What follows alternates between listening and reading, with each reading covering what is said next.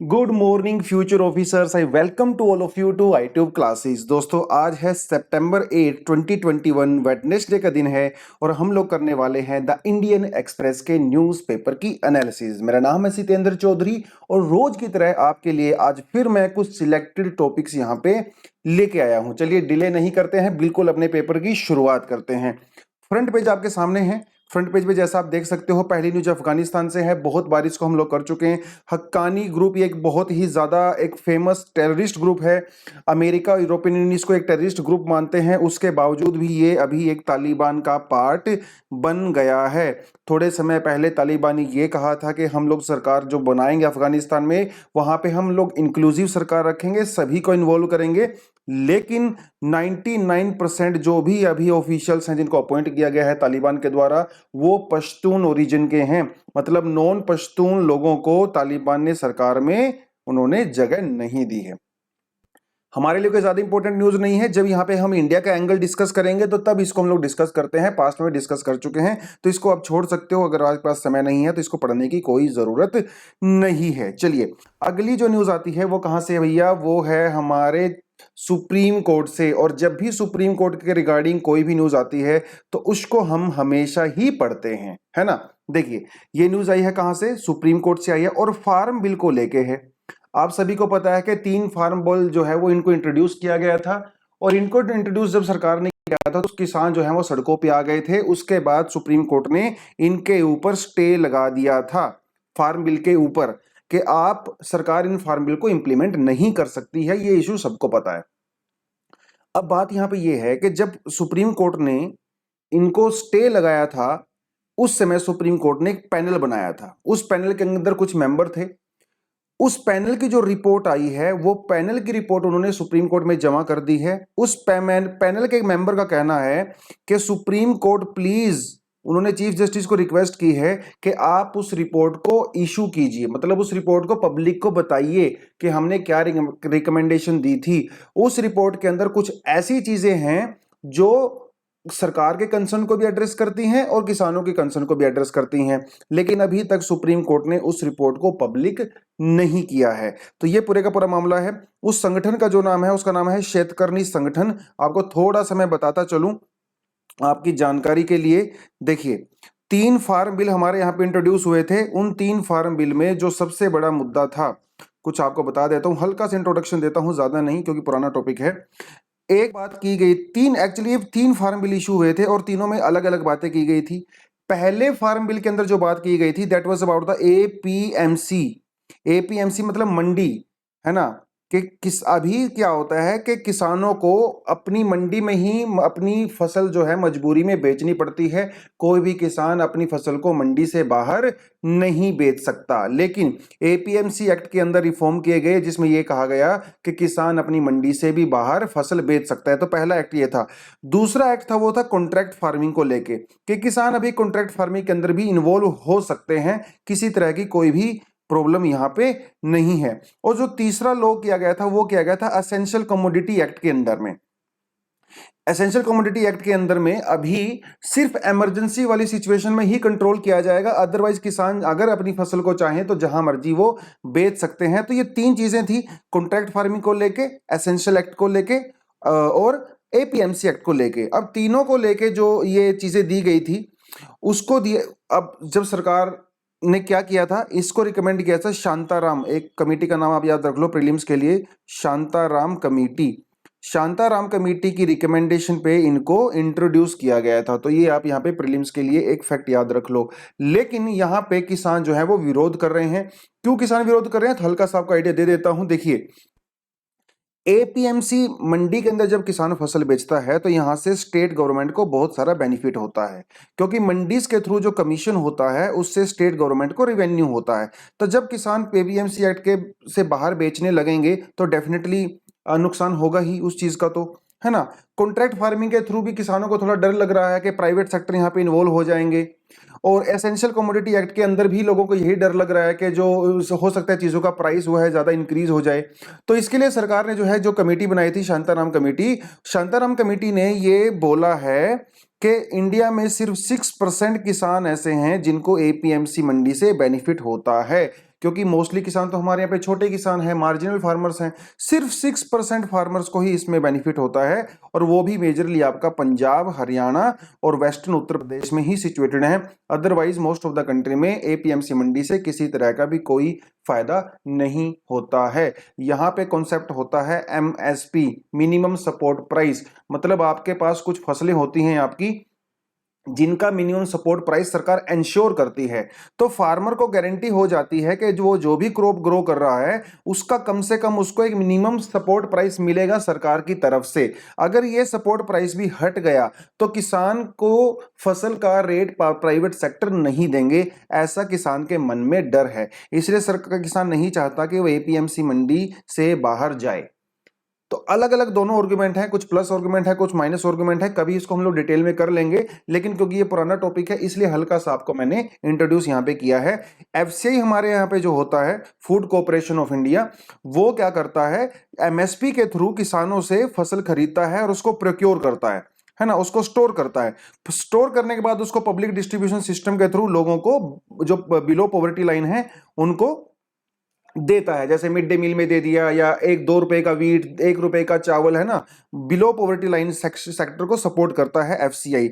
अब एफसीआई को यहाँ पे थोड़ा नुकसान इस वजह से होता है, देखिए, क्योंकि एमएसपी पे इसको खरीदना पड़ता है ना, लेकिन आगे उसको सस्ते में बेचना पड़ता है, इसलिए एफसीआई लगातार नुकसान में जा रही है। करोड़ों रुपए का नुकसान हर साल एफसीआई को होता है, क्योंकि वो बेचता बड़े सस्ते में है और खरीदना महंगे में है। तो किस सरकार जो है, गवर्नमेंट, वो एफसीआई को कंपनसेट करती है, लेकिन over a period of time FCI का बर्डन सरकार के ऊपर बहुत ज्यादा हो गया है। इसलिए पिछली सरकारों ने भी कोशिश की थी कि कैसे हम लोग एफसीआई के इस लोन को, इस बर्डन को कम करें। तो फाइनली इस सरकार ने ये लॉ लेके आई है, और शांताराम कमेटी का कहना है कि हमारी कंट्री में सिर्फ 6% लोग ही एपीएमसी मंडी से बेनिफिट उठा सकते हैं। तो ये दोनों आर्गुमेंट है। किसी और सेपरेटली अगर कोई एडिटोरियल आता है, पास्ट में मैं करवा भी चुका हूं, ठीक है, तो हम लोग अलग से हर फार्मर एक्ट के बारे में, फार्म बिल के बारे में पढ़ सकते हैं, वो एक अलग से टॉपिक रहेगा। लेकिन फिलहाल तो न्यूज इसी के बारे में थी कि जो सरकार ने जो पैनल बनाया था, उस पैनल की रिपोर्ट को पब्लिक करने की बात चल रही है, ताकि किसानों को भी पता चले, है ना।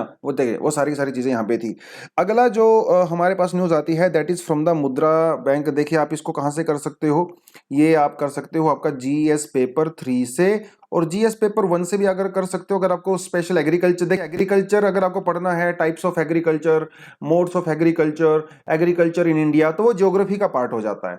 लेकिन अगर आपको मार्केटिंग वाला पार्ट पढ़ना है ज्योग्राफी का, food processing, agriculture marketing and all that, वो आपका जीएस पेपर 3 में आ जाता है। ठीक है, तो इसको आप जीएस पेपर 3 से ही ज्यादा कवर करोगे। और क्योंकि ये पैनल की रिपोर्ट और सुप्रीम कोर्ट के रिगार्डिंग बात कर रहा है, तो आप इसको जीएस 2 से भी कवर कर सकते हो, क्योंकि पॉलिटिकल एस्पेक्ट भी इसमें है। तो एक टॉपिक के बहुत सारे डायमेंशन यहाँ पे हो सकते हैं। चलिए, अगला जो टॉपिक है, दैट इज अबाउट द मुद्रा लोन। तो डेफिनेटली इसको हम लोग जीएस पेपर 3 से ही कवर करेंगे। मुद्रा लोन के बारे में बात करता है। देखिए, यहाँ पे दो चीजें आपको मैं करवाऊंगा। एक आता है नॉन परफॉर्मिंग एसेट, थोड़ा सा ब्रीफ में बताऊंगा, ऑलरेडी आपको ये पता है। और दूसरा कराऊंगा मुद्रा लोन के बारे में। देखिए, मुद्रा लोन वाली जो स्कीम थी, ये सरकार ने चलाई थी 2015 के अंदर में। अब 2015 में सरकार ने जब ये लोन चलाई थी, ये किसके लिए चलाई जाती है, ये चलाई जाती है ऐसे लोगों के लिए जो अपना बिजनेस सेटअप करना चाहते हैं। उनको 50,000 से लेके 50 लाख रुपए तक का लोन दिया जाता है। ठीक है, मुद्रा लोन के अंदर में थोड़ा सा आपको दिखा देता हूं इसकी डिटेलिंग। देखिए, इसके अंदर 3 तरह के लोन हो, सॉरी, 50,000 से लेकर 10 लाख तक का होता है। 50 लाख का नहीं होता है, वो 10 लाख तक का होता है। तो इस मुद्रा लोन के अंदर तीन तीन स्टेज पे आपको लोन मिल सकता है। पहला होता है शिशु लोन, ठीक है, इसमें अप टू 50,000। दूसरा होता है किशोर लोन, 50,000 से लेके 5 लाख रुपए। और तीसरा होता है तरुण लोन, 5 लाख रुपए से 10 लाख रुपए। तो आपको ये टर्म्स के बारे में भी पता होना चाहिए when it comes to Mudra loan, when it comes to Mudra loan. इसका मेन पर्पस क्या था, इसका मेन पर्पस था भैया कि हम लोग उनको लोन देंगे नॉन फार्म, मतलब नॉन एग्रीकल्चर सेक्टर में आपको लोन दिया जाएगा, नॉन फार्म में। और स्मॉल एंड माइक्रो एंटरप्राइजेस, मतलब जो छोटी मोटी फैक्ट्रियां होती हैं, मैन्युफैक्चरिंग करती हैं, उनको लोन दिया जाएगा from 50,000 to 10 lakh rupees under 3 categories. और ये लोन कौन देगा? ये हर कोई देता है, ये बैंक भी देते हैं, आपकी जो NBFCs होती हैं, नॉन बैंकिंग फाइनेंशियल कंपनीज, वो भी देती हैं, और माइक्रो फाइनेंशियल इंस्टीट्यूशंस वो भी इसके अंदर लोन देते हैं। एक इंटरेस्टिंग बात आपको बता देता हूं कि यहाँ पे जो लोन होते हैं वो नॉन कोलेट्रल होते हैं। नॉन कोलेट्रल का मतलब ये होता है कि आपको किसी भी तरह की सिक्योरिटी यहाँ पे जमा नहीं करनी पड़ती है। तो these loans are collateral free. एक प्रीलिम्स के लिए आपको मैंने इंटरेस्टिंग फैक्ट ये बता दिया है, कोलेट्रल फ्री होता है, किसी तरह की कोई भी सिक्योरिटी नहीं होती है। अब समस्या यहाँ पे क्या है? समस्या यहाँ पे ये है कि मुद्रा लोन के अंदर लोगों ने लोन तो ले लिया, करोड़ों रुपए का लोन जो है बैंकों ने दे दिया, लेकिन वो लोग अपना लोन जो है ना रिपे नहीं कर पाए। समस्या यहां से स्टार्ट हो जाती है। और जब लोन रिपे नहीं होता है उसको बोला जाता है non performing asset. Non performing asset, देखिए एक होता है हमारे पास बैंक, ठीक है। बैंक जो हमारे पास होता है, बैंक का मेन पर्पस क्या है? बैंक का पर्पस होता है कि वो लोगों से डिपॉजिट लेता है और उस डिपॉजिट को फर्दर दूसरे बंदे को लोन देता है। अब ये लोन वाला बैंक को जब लोन चुकाएगा तो उस लोन में से कुछ बैंक इसको प्रॉफिट दे देगा, और जो बीच में बैंक का प्रॉफिट होता है खुद का प्रॉफिट होता है ना। जैसे बैंक है यहाँ पे कोई, बैंक ने आपसे 100 रुपीज लिए 3% के इंटरेस्ट रेट पे, तो बैंक आपको 103 रुपीज रिटर्न करेगा। अब बैंक ने यही 100 रुपीज जो है वो अंबानी को दे दिए। अब अंबानी से बैंक जो है वो 5% के रेट पे वापस लेगा, तो अंबानी बैंक को देगा 105 रुपए, बैंक ने आपको दिया 103 रुपए, तो बीच में जो 2 रुपए होते हैं, this is the profit of the bank. इस 2 रुपए में वो लोगों की सैलरी भी देता है, लैंड का रेंट भी देता है, मेंटेनेंस का खर्चा भी देता है, और शेयर होल्डर को प्रॉफिट भी देता है। तो bank is just nothing but a money lender. Money lender क्या करता है? सस्ते में पैसा लेता है और महंगे में पैसा देता है, यही तो काम होता है मनी लेंडर का। तो bank is nothing but a money lender. अब समस्या यहां पे है, अगर बैंक का लोन वापिस आ जाता है तो बढ़िया है, लेकिन अगर बैंक का लोन वापिस नहीं आ पाता है, अगर प्रिंसिपल वापिस नहीं आ पाता है या फिर इंटरेस्ट वापिस नहीं हो पाता है, उसे कहा जाता है नॉन परफॉर्मिंग एसेट। अब मुद्रा बैंक में यही समस्या हो गई है कि लोगों ने भैया करोड़ों रुपए लोन तो ले लिया लेकिन वापिस नहीं कर पाए। Why? Because of the COVID situation. हालांकि कोविड से पहले भी मुद्रा बैंक का लोन जो है वो 6% पे चल रहा था, 6% बिफोर मार्च 2020, मतलब लॉकडाउन से पहले एनपीए वॉज 6%, लेकिन लॉकडाउन के बाद एनपीए पहुंच गया कहां पे? 20% पे पहुंच गया। तो आप सोच सकते हो कि लोग पैसा वापिस नहीं कर पा रहे हैं because they do not have any income. So just because they do not have an income, so they are not able to pay their loans, and that is why major part of the mudra loan has turned into non-performing asset, and non-performing asset is a very big problem of Indian banking sector। इसके लिए सरकार ने एक scheme भी चलाई थी जिसका कहा जाता है इंद्रधनुष स्कीम। वैसे तो बहुत सारी स्कीम है, S4A भी है ना, और लैंडर फोरम भी है, बहुत सारी स्कीम है। इंद्रधनुष स्कीम एक काफी इंपॉर्टेंट स्कीम है जिसमें सरकार बैंकों को रिस्ट्रक्चर करती है, उनको पैसे की मदद करती है। अब यहाँ पे देखिए दो समस्याएं, ये बड़ा इंटरेस्टिंग पैराग्राफ लगा मुझे इसलिए आपको बता रहा हूँ। इस पूरे आर्टिकल का लास्ट पैराग्राफ है, एक बैंकर से किसी ने इंटरव्यू लिया और उन्होंने कहा दैट वी आर स्टक। देखिए स्टक का मतलब क्या होता है? जब फंस चुके होते हो, है ना, when you are stuck somewhere, आप वहां से निकलने का रास्ता आपको नहीं मिल पा रहा है। तो we are stuck between two extremes, हम दो चीजों के बीच में फंस गए हैं। If we don't give Mudra loan we are asked why the sanctions are low, when we give loan we are asked why the NPS are rising. मतलब एक तरफ कुआं है दूसरी तरफ खाई है। अगर हम मुद्रा लोन नहीं देते हैं तो आरबीआई सरकार हमसे पूछती है कि भैया क्यों नहीं दे रहे हो, ज्यादा से ज्यादा मुद्रा लोन दो। और जब मुद्रा लोन दे देते हैं तो सरकार हमसे पूछती है अरे इतना सारा एनपीए कैसे हो गया। अरे भैया जब मुद्रा लोन आप दोगे तो एनपीए तो बढ़ेगा ही, क्योंकि उनके पास इनकम कम है। तो अभी बैंक जो है डबल प्रॉब्लम में है, मुद्रा लोन देते हैं तब भी फंस गए और नहीं देते हैं तब भी फंस गए, ऐसा जो है किसी बैंक के ऑफिशियल्स ने कहा है। तो ये एनपीए की समस्या इंडिया में काफी ज्यादा है। प्रीवियसली भी मैं आपको इसके कई बार आर्टिकल्स करवा चुका हूं, एक आधा लिंक मैं आपको डिस्क्रिप्शन बॉक्स में भी दे दूंगा, ठीक है। ये आर्टिकल है, एक नया आर्टिकल है, मैं नहीं करवाने वाला हूं, बिल्कुल कुछ ज्यादा नहीं है, आप इसको पढ़ सकते हो, रिकमेंडेड है। और न्यूज़पेपर की कटिंग आपको ऑलरेडी मैं दे चुका हूं, एक द हिंदू भी दे चुका हूं और इंडियन एक्सप्रेस भी दे चुका हूं। चलिए अगली जो छोटी सी न्यूज़ हमारे सामने वो आती है रशिया से आती है। देखिए रशिया हमारा बहुत अच्छा दोस्त है, इसमें किसी तरह का कोई भी डाउट नहीं है। अभी रशिया में रशिया जो है अफगानिस्तान में इंटरेस्टेड है, पाकिस्तान अफगानिस्तान में इंटरेस्टेड है, अरे भैया पूरी दुनिया पाकिस्तान में अफगानिस्तान में इंटरेस्टेड है, इंडिया भी अफगानिस्तान में इंटरेस्टेड है, लेकिन इंडिया वहां पे ज्यादा डोमिनेटिंग प्लेयर नहीं है। इंडिया चाहता है कि रशिया के थ्रू वो बातचीत करके अफगानिस्तान में जो उसकी इन्वेस्टमेंट है वो सेफ रहे। Are you getting this point? $3 billion के लगभग इंडिया ने अफगानिस्तान के अंदर इन्वेस्टमेंट किया है। तो थोड़े समय पहले प्रधानमंत्री नरेंद्र मोदी ने व्लादिमीर पुतिन से जो है फोन पे बात की थी, और इसका रिजल्ट ये निकला है कि रशिया के जो नेशनल सिक्योरिटी एडवाइजर हैं मिस्टर निकले, वो इंडिया में विजिट करेंगे और हमारे जो एनएसए हैं उनके साथ जो है बातचीत करेंगे। ये पूरा मामला निकल के आया है, और ये मोदी जी से भी मिलेंगे।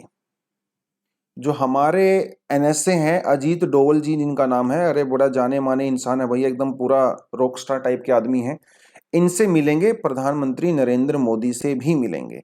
अब देखिए, इंडिया और रशिया कई ऐसे फोरम हैं जहां पे हम लोग दोनों मिलते हैं, बातचीत करते हैं, हम सेम ही प्लेटफॉर्म का पार्ट हैं। जैसे SCO, Shanghai corporation organisation, India और रशिया इसका पार्ट है, ठीक है, getting this point. UN, United Nation में भी हम लोग एक ही दूसरे का पार्ट हैं। ब्रिक्स, ब्रिक्स में रशिया भी है, इंडिया भी है। तो कई ऐसे प्लेटफॉर्म है जहां पे इंडिया और रशिया मिलजुल के आपस में बातचीत करते हैं।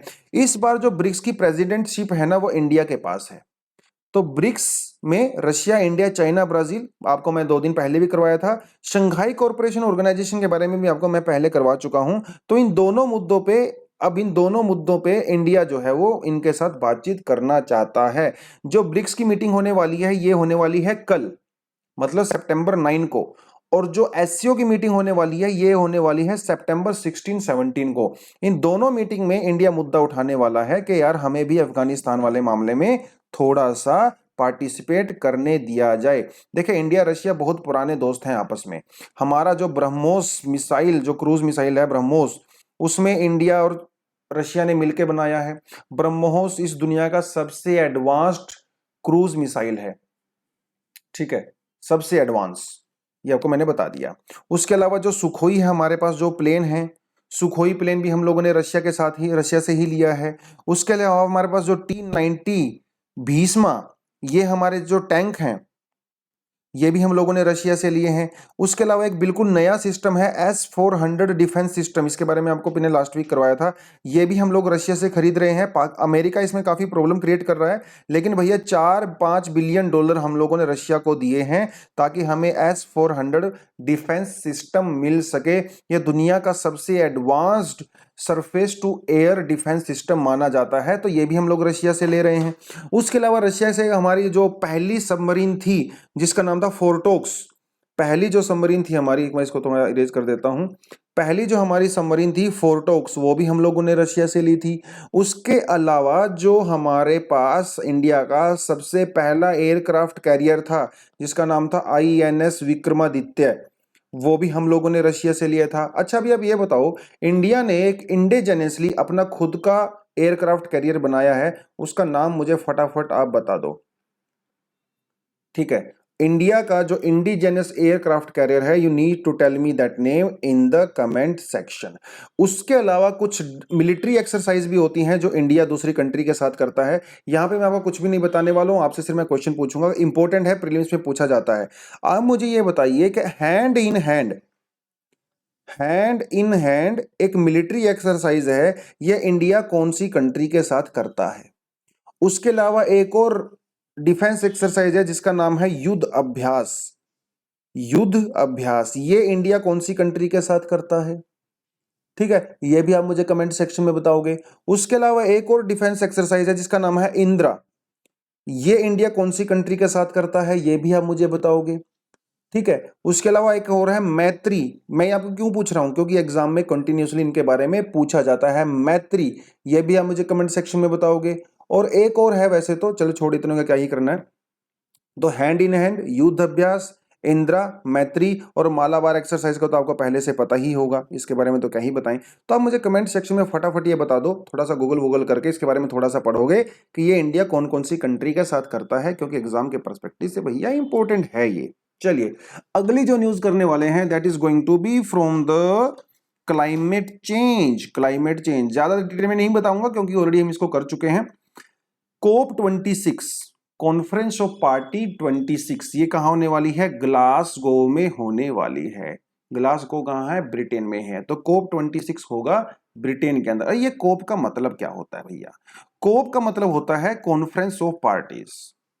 Conference of parties, conference of party का मतलब आप ये कह सकते हो ग्रुप ऑफ कंट्रीज। पार्टी मतलब जो कंट्री उसके अंदर पार्टिसिपेट करती हैं। ठीक है, दुनिया की 190 प्लस कंट्रीज जो है पार्टिसिपेट करती हैं। और इसकी शुरुआत कहां से हुई? इसकी शुरुआत हुई रियो से। रियो अर्थ समिट इसको बोला जाता है। 1992 में इसकी शुरुआत हुई थी, जिसे कहा जाता है UNFCCC, United nation framework convention on the climate change. यहां से इसकी शुरुआत हुई थी। उसके बाद हर साल ये जो कंट्री हैं आपस में मीटिंग करते हैं, जिसे कहा जाता है conference of parties. Are you getting this point? ऐसे ही एक कॉन्फ्रेंस पार्टी हुई थी क्योटो प्रोटोकॉल, जिसको बोलते हैं 1997 में। ऐसे ही हमारी एक और हुई थी जिसे बोला जाता है कोप 15। ये कहां पे हुई थी? पेरिस में हुई थी। कोप 21 सॉरी, ये पेरिस में हुई थी। कोप 21 2015 में। इस पेरिस कन्वेंशन के अंदर क्या हुआ था? कंट्रीज ने अपने अपने टारगेट्स बताए थे कि आप लोग कितना ग्रीन हाउस गैसेस को कंट्रोल करोगे। हर कंट्री ने अपने टारगेट बताए थे, जिसे कहा जाता है NDC, नेशनली डिटरमिन्ड कंट्रीब्यूशन। ये वॉलंटरी टारगेट होते हैं, मैंडेटरी टारगेट नहीं होते हैं।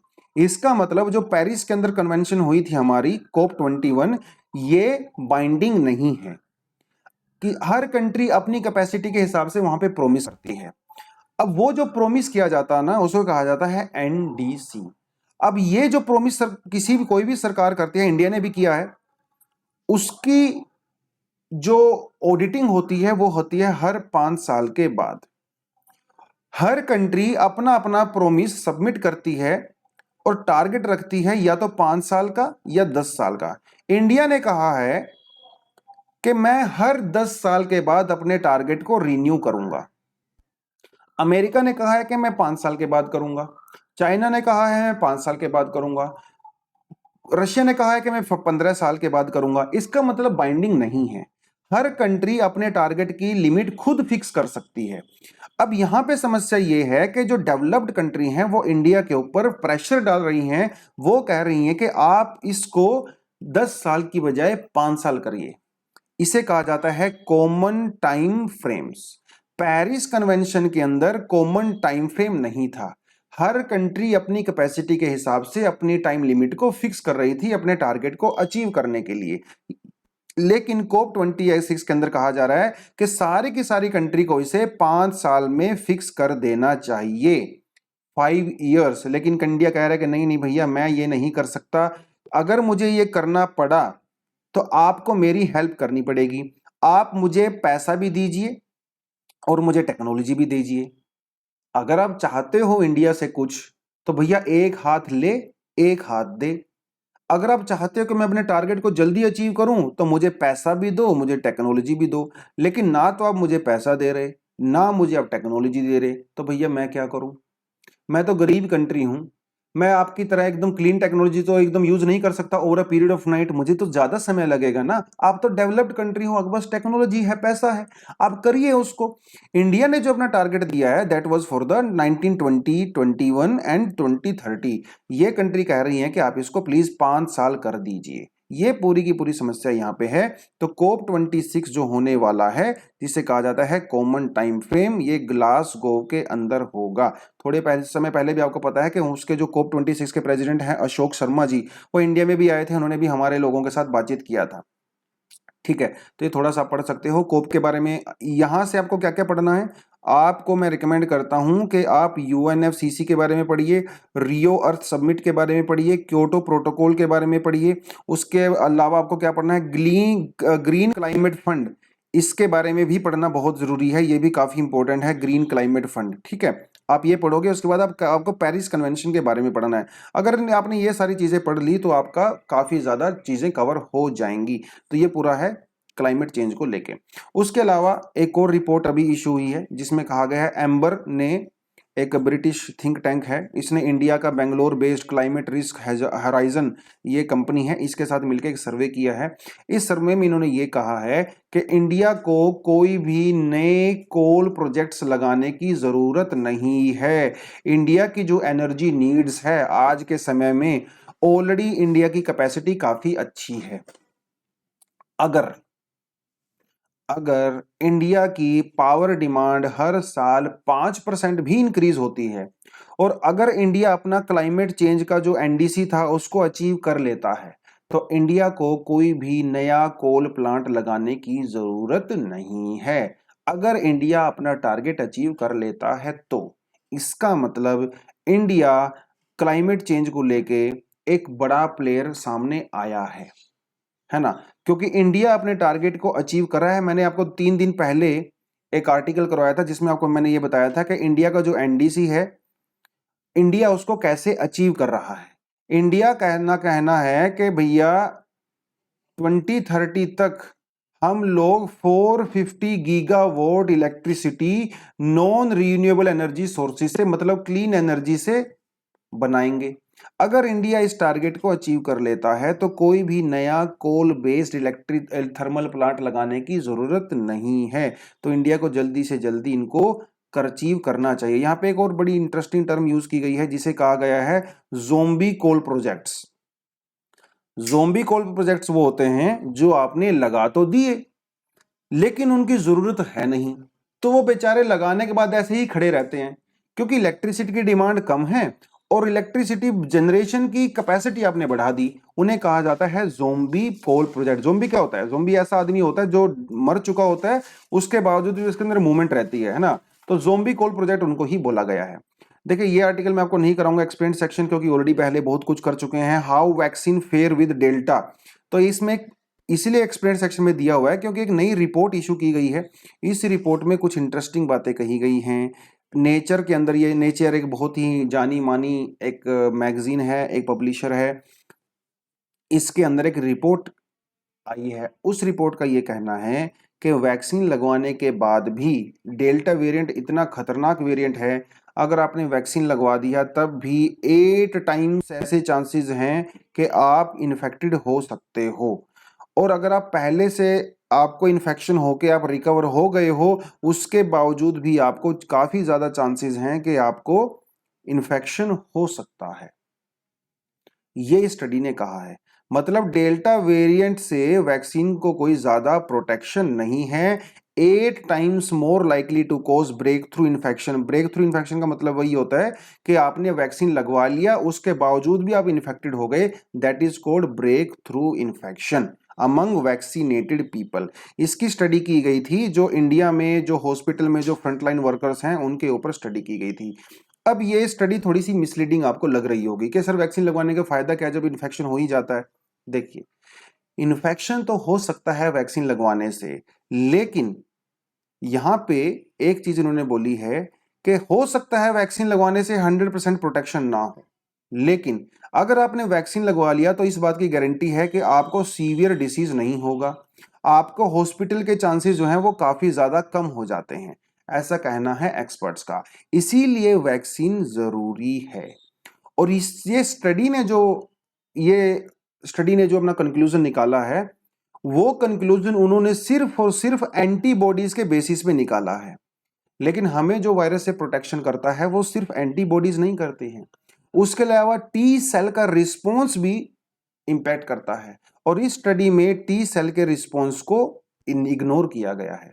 इसीलिए जो स्टडी की जो फाइंडिंग्स हैं उस पर हम पूरी तरह से भरोसा नहीं कर सकते भैया। इसलिए आप वैक्सीन लगवाइए, ज्यादा से ज्यादा लगवाइए, ठीक है। अगर आप वैक्सीन लगवाने के बाद इन्फेक्टेड हो भी गए तो बहुत बहुत कम चांसेस हैं कि आपको हॉस्पिटलाइजेशन की रिक्वायरमेंट होगी, ठीक है।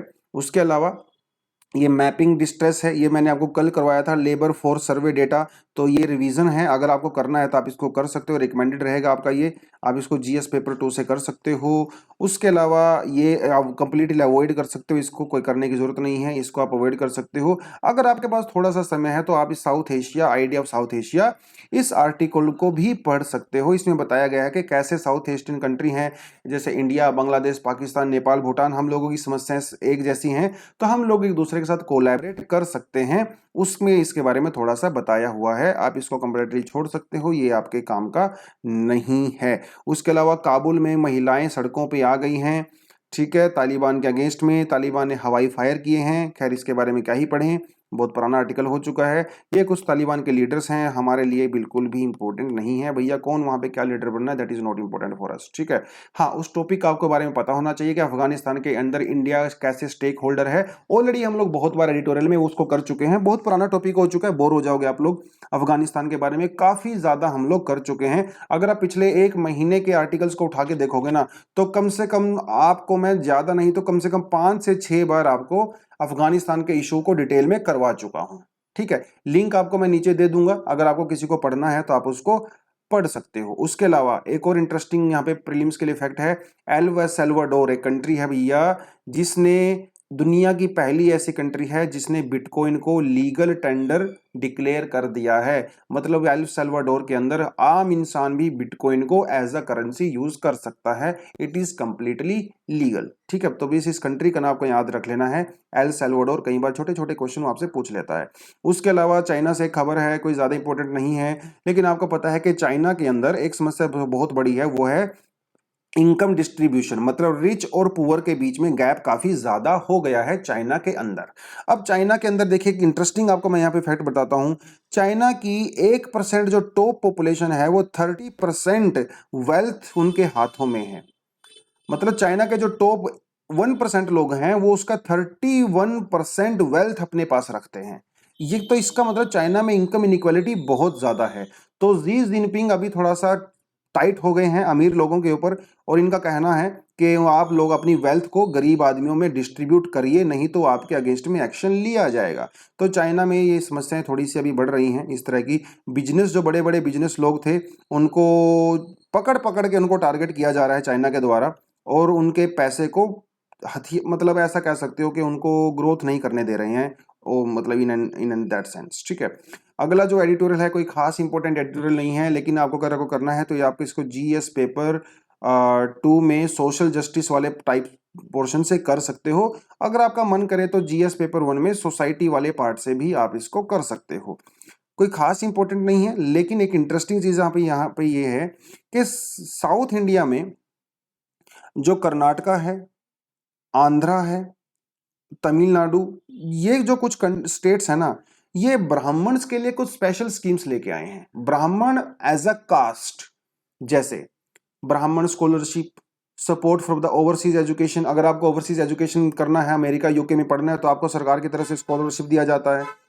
अगर आपको कोई नया बिजनेस खोलना है तो आपको सरकार की तरफ से पैसा दिया जाता है। ब्राह्मण self help groups, money for the coaching. अरे भैया, अगर आपको आईएएस सिविल सर्विसेज के लिए कोचिंग लेनी है तो सरकार आपको पैसे देती है, और भी बहुत सारे बेनिफिट। और ये किस बेसिस पे? If you are a Brahmin then you can get all these benefits. इसी तरह की एक स्कीम चला रखी है आंध्र प्रदेश में, जिसे कहा जाता है वेद व्यास स्कीम।